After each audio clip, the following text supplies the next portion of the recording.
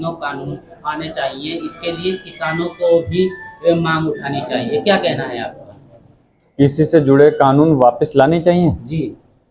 ये लोग किस बीजेपी के लोग सिर्फ मुसलमानों के विरोधी नहीं, ये किसानों के भी विरोधी हैं। और किसान में सभी धर्म समाज के लोग होते हैं।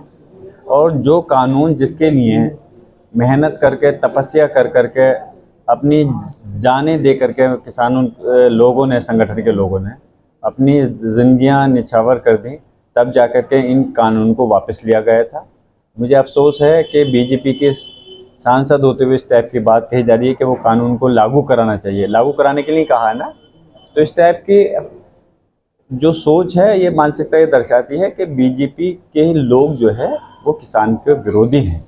और इसलिए किसानों ने इस लोकसभा के इलेक्शन में उनको सबक सिखाने का प्रयास भी किया है। आने वाले समय के अंदर जो रही कसर है वो दूर हो जाएगी। अब आप देखें, बीजेपी के ही विधायक और मंत्री इस चीज़ को उत्तर प्रदेश के अंदर भी चीख चीख करके कह रहे हैं कि उत्तर प्रदेश के अंदर तानाशाही चल रही है, पुलिस अपना प्रशासन कमीशन ले रहे हैं। आगरा का आप मामला होगा, आपने देखा होगा कि कमिश्नरेट को कहा नहीं, वो कमीशन का रेट है उस जगह।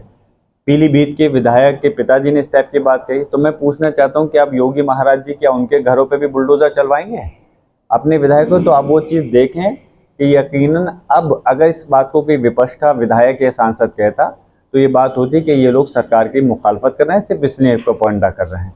अब इनकी पार्टी के विधायक और जब मंत्री इस बात को कह रहे हैं तो यकीनन सरकार को आप समझना चाहिए कि उसकी तानाशाही ख़त्म होनी चाहिए।